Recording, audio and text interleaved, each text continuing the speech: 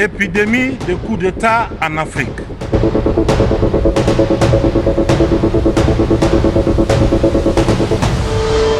L'heure est très grave pour Mamadi Doumbouya.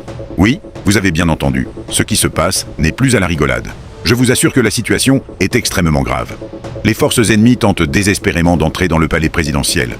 Les portes verrouillées sont en train d'être forcées. Certaines unités de sécurité de Doumbouya ont déjà pris la fuite. Nous sommes dans la nuit du 22 mars 2026. Préparez-vous, car ce qui s'est passé est choquant. Aucun média n'a voulu relayer cette information. Nous allons tout vous décortiquer dans les moindres détails. On vient de me donner la certitude que le gars, il est décédé depuis tôt le matin. Ils ont conduit son corps à la morgue Ignace Dine. C'est pourquoi son avocat, ses proches, personne ne peut voir Toumba aujourd'hui. Une manière, comme je vous ai dit tout de suite, vous avez vu que RFI a parlé, il y a 2 heures, qu'il est hospitalisé en soins intensifs. Quand ils n'ont qu'à montrer, je mets le CNRD en défi. Est-ce que le camp Koundara peut envoyer quelqu'un en soins intensifs? Vous avez une fois entendu quelqu'un en soins intensifs au camp Koundara. Le corps est déjà à la morgue. Pourquoi vous allez appeler, contacter RFI pour dire qu'il est en soins intensifs? Non, mais franchement, ce pays-là était grave. Ne répondez pas aux imbéciles qui sont là à défendre le mensonge. Ne les répondez même pas. Le CNRD, c'est-à-dire vos réunions là, comment annoncer la mort? Ne parlez plus de ça. Maintenant sortez. Vous allez venir dire aux Guinéens que Toumba n'est plus. Venez étaler vos mensonges. Venez maintenant étaler vos mensonges devant les Guinéens. Venez, vous allez mentir aux Guinéens de la manière dont vous avez éliminé Granco. Et c'est comme ça. Et je l'ai dit, l'armée guinéenne, je vous ai dit depuis le départ, tant que Mamadi est à la tête de ce pays, la Guinée sourit. Autant perdre Mamadi, autant finir la Guinée. Avant d'aller plus loin, il faut que vous compreniez ce qui se passe vraiment en Guinée en ce moment. Le gars, il est décédé. Depuis tôt le matin, ils ont conduit son corps à la morgue, Ignace Dine. C'est pourquoi son avocat, ses proches, personne ne peut voir Toumba aujourd'hui. Une manière, voilà, comme je vous ai dit tout de suite là. Vous avez vu que ils ont déjà, RFI a parlé il y a 2 heures, qu'il est hospitalisé en soins intensifs. Quand ils n'ont qu'à montrer, je mets le CNRD en défi. Est-ce que le camp Samori, je ne dis pas qu'il n'y a pas d'infirmerie là-bas, mais est-ce qu'on peut envoyer quelqu'un en soins intensifs? Vous avez une fois entendu quelqu'un en soins intensifs au camp Samori? Le corps est déjà à la morgue. Pourquoi vous allez appeler, contacter RFI pour dire qu'il est en soins intensifs? Non mais franchement, ce pays-là est grave. Ce pays-là est grave. Ne répondez pas les imbéciles qui sont là à défendre le mensonge, là, ne les répondez même pas. Voilà, donc, n'ayez plus honte, hein. N'ayez plus honte. N'ayez plus honte, le CNRD. C'est-à-dire vos réunions là, comment annoncer la mort là. Ne parlez plus de ça maintenant. Sortez, vous allez venir dire aux Guinéens que Toumba n'est plus. Venez étaler vos mensonges. Venez maintenant étaler vos mensonges CNRD devant les Guinéens. Venez, vous allez mentir aux Guinéens. Venez, vous allez mentir de la manière dont vous avez éliminé Granco. Et c'est comme ça. Et je l'ai dit, l'armée guinéenne. Vous savez, je vous ai dit depuis le départ. Tant que Mamadi est à la tête de ce pays, la Guinée sort. Autant en perdre, autant en finir ma saraka. Ce pays traverse une période d'une gravité exceptionnelle. Une période où les morts se comptent en silence.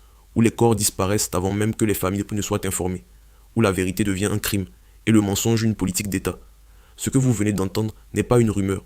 Ce n'est pas une théorie. C'est le résultat d'une information confirmée. D'une source proche du dossier. Qui a eu la certitude que Toumba était mort depuis tôt le matin. Son corps a été conduit à la morgue Ignace Dine.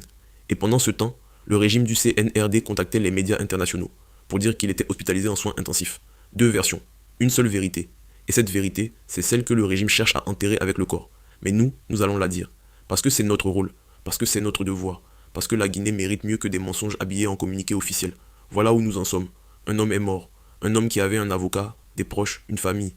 Et ce matin-là, ni l'avocat, ni les proches, ni la famille n'ont pu le voir. Pourquoi? Parce que le régime avait besoin de temps. Temps pour organiser la communication. Temps pour décider quelle version raconter. Temps pour que le corps soit mis en lieu sûr, à l'abri des regards, à l'abri des questions. C'est ce qu'ils ont fait avec Granco. C'est ce qu'ils font aujourd'hui avec Toumba. Et si nous ne parlons pas, si nous nous taisons, si nous acceptons leur version officielle, demain ils le referont avec quelqu'un d'autre. Parce que c'est leur méthode. Parce que c'est leur système. Parce que l'impunité nourrit l'impunité. Maintenant parlons du contexte. Parce qu'on ne peut pas comprendre ce qui se passe autour de Toumba sans comprendre ce qui se passe autour de Mamadi Doumbouya. Depuis que le CNRD est au pouvoir, la Guinée vit sous une pression permanente. Une pression politique, une pression sécuritaire, une pression sociale. Les opposants disparaissent, les voix critiques sont réduites au silence, les journalistes sont intimidés. Et au-dessus de tout cela, il y a un homme qui tient les rênes, Mamadi Doumbouya, un homme que certains admirent, que d'autres craignent, mais que tous regardent avec une question en tête. Jusqu'où ira-t-il? Jusqu'où peut-on aller dans ce pays avant que quelque chose ne brise? Et c'est là que l'histoire devient encore plus sombre, parce que ce que nous allons vous dire maintenant, c'est que Mamadi Doumbouya lui-même est dans le viseur.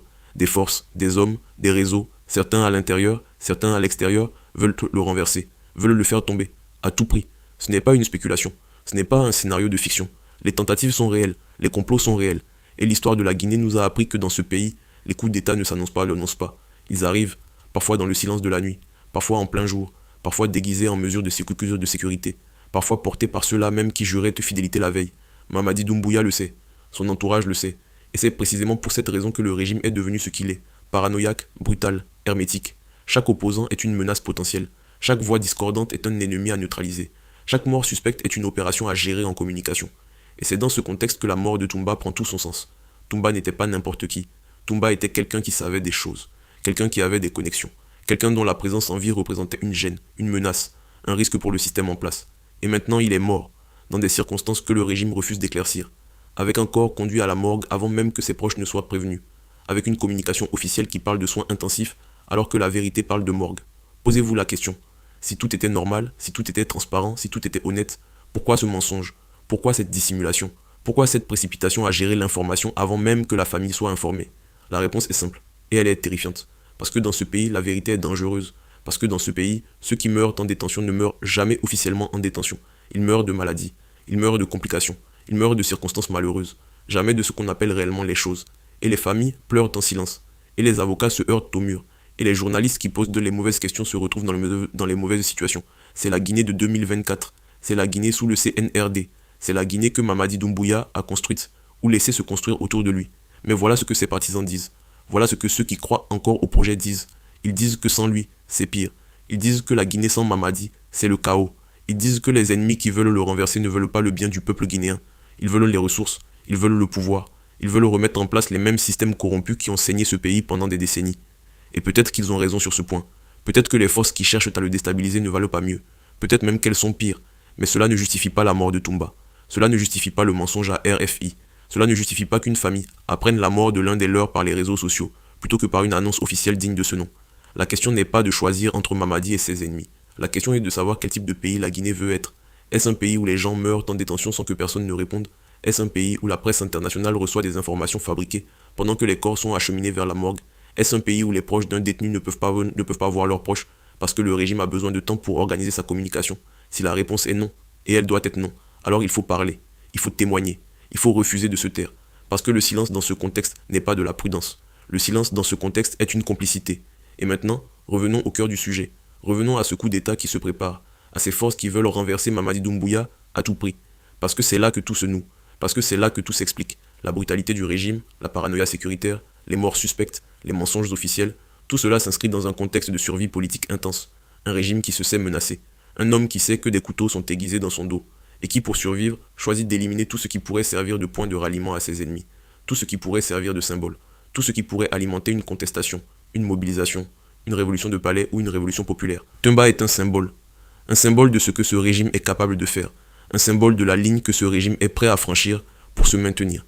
Et c'est précisément ce symbole-là que le CNRD a essayé d'étouffer en quelques heures, entre le moment où le corps a été conduit à la morgue Ignace Dine et le moment où RFI a reçu l'information des soins intensifs.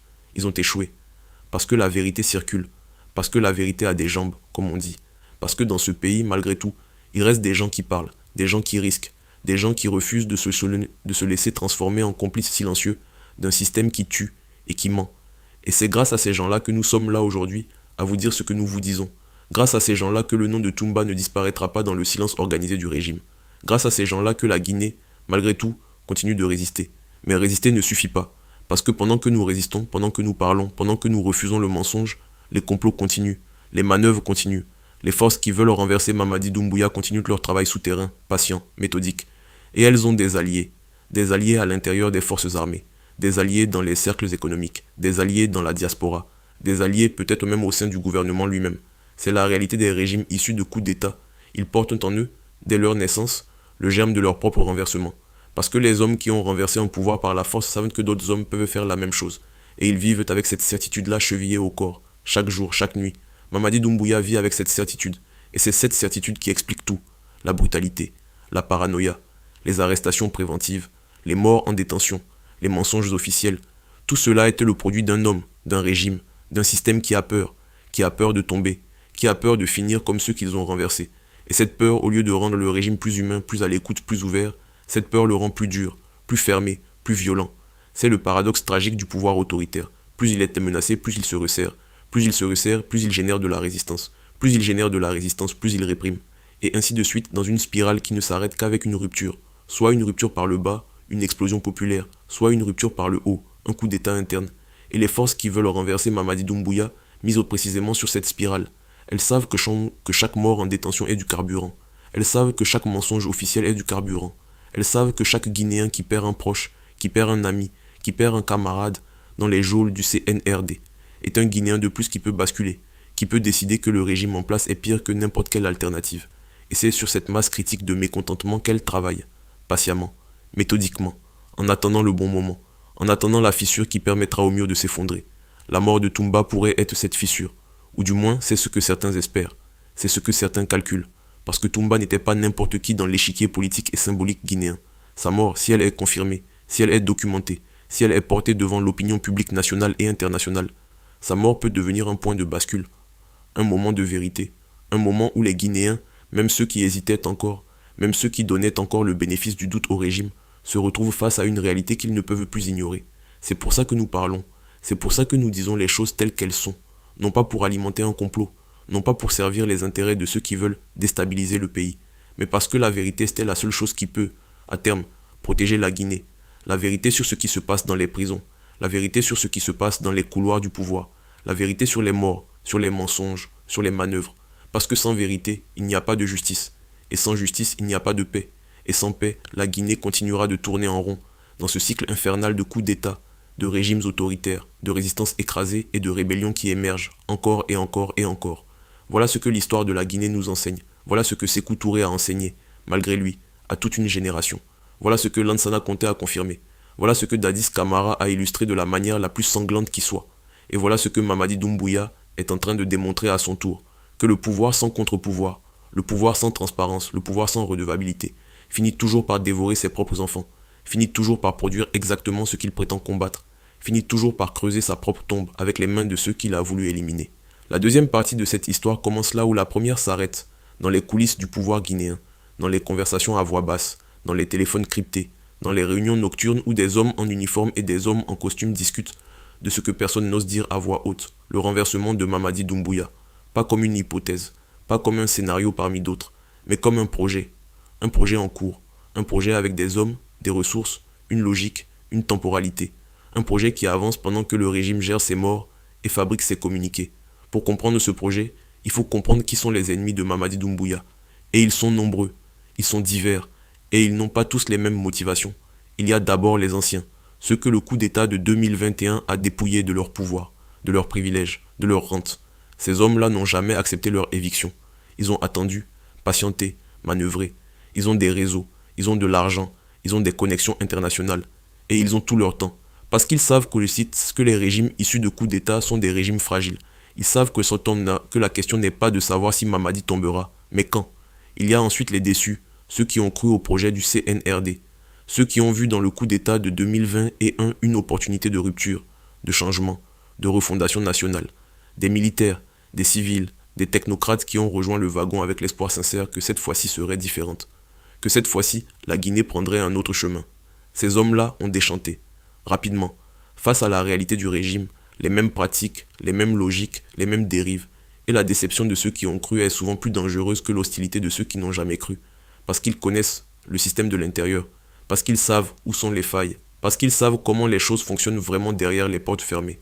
Il y a enfin les opportunistes, ceux qui ne sont ni pour ni contre Mamadi Doumbouya, par conviction, mais qui calculent en permanence leur intérêt, qui regardent les rapports de force, qui mesurent la solidité du régime, qui attendent le signal pour choisir leur camp. Ces hommes-là sont peut-être les plus dangereux, parce qu'ils peuvent changer de camp du jour au lendemain, parce que leur loyauté ne vaut que le temps que le régime reste debout. Et dès qu'ils sentent que le vent tourne, ils tournent avec le vent. C'est cette coalition hétéroclite, cette alliance de circonstances entre anciens, déçus et opportunistes, qui constitue la menace réelle contre le régime du CNRD.